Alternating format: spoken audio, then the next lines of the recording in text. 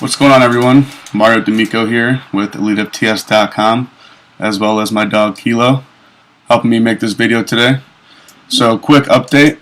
I am on a 20-day break for paramedic school between my spring and summer semester. So I've pretty much just been working, training, spending some time with my friends while on the break. It's been pretty awesome, and I've been enjoying it thoroughly. Fucking trust me. So, one thing I want to talk about today is multiply lifting for broke college students. When I started powerlifting, I was a sophomore in college and had no idea where to go when it came to lifting. I talked to the right person, which happened to be Joe Shalero. We worked together at the rec center,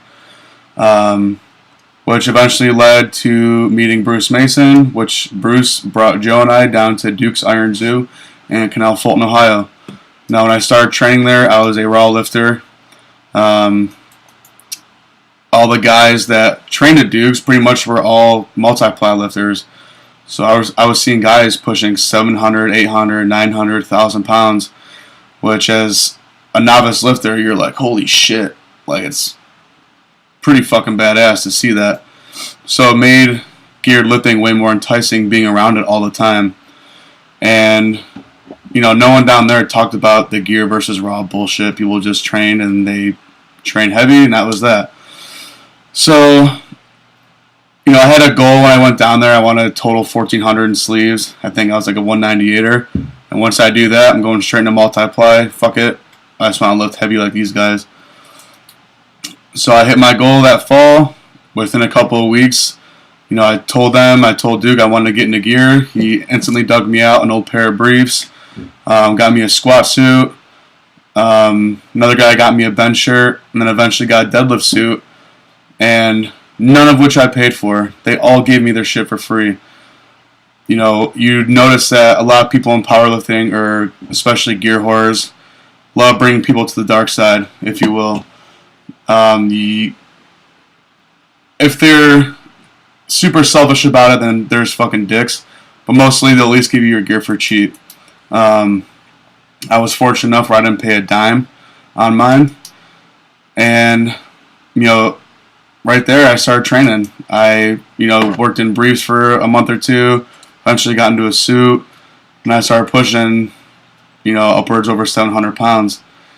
And, you know, between learning how to squat and benching a bench shirt, took quite a long time. You definitely need patience when learning to train in gear, or especially multiply.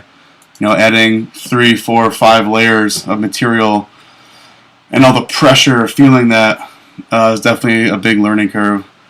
I don't care what anyone says. Throwing on a piece of gear doesn't instantly make you stronger. I've seen guys that squat well over 800 pounds raw struggle in gear because they're not. It's a totally different feeling, totally different ball game. And I'm not doing a gear versus raw debate because that's fucking stupid. I'm just saying it's a totally different discipline, which I think is very cool. If someone decides to go down that road. Geared lifting, you have to have a ton of patience. As I said, you need to learn how to do the gear. Training will take longer now. You're moving more weight. It takes time to work up to that weight. You need a good crew to train with. Training gear by yourself, I know a few guys that do it, and I think that's pretty awesome that they're able to pull that off. But it's definitely better with a crew. Having some guys to rely on, whether it's to put your straps up, whether it's to, you know, wrap your knees, you know, set your suit straight, even get this shit on. Sometimes it would take 4 or 5 guys just to get my bench shirt off because it was so tight. So I would have been lost without a crew. There's no way I personally would have been able to do that.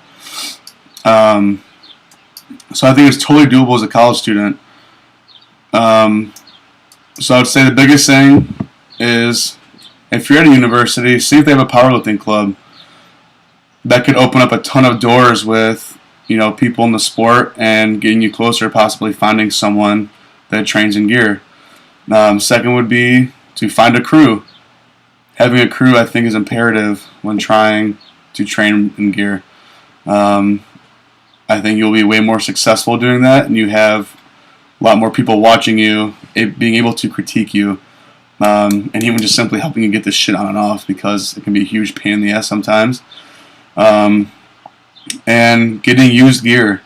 Don't feel like you have to go out and buy, $1,500 worth of new shit. As I said, most gear whores are very giving and love bringing people over. So try and find one, offer them some money for it. A lot of times those give you shit for free. It's old, they don't use it anymore.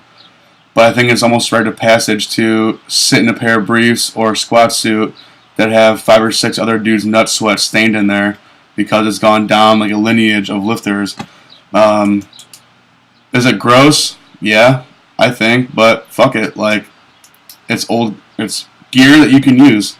I know talking to Mike Zuderick on Facebook the one time, because I asked on how I should wash my gear, and he's like, "Why the fuck would you want to wash your gear? Like, that's stupid." Now thinking about it, I'm like, yeah, who the hell cares? Gear maintenance is a whole nother story. Anyways, so as I said, find a gym, find a crew within that crew, try and find guys that lift in gear.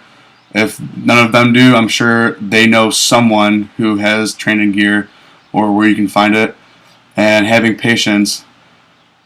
If you want to do it bad enough, you'll do it. Whether it's the time or the money. Like right now I can't train in gear. I don't have the time. But I'm still training raw. And I'm trying to, especially my squat, mimic as close as I can with being safe. Squatting raw to carry over when I go back into gear. Definitely a gear whore at heart. A lot of the old school mentality was you lift as much weight as you can, no matter how you do it, whether it's with gear or whatever.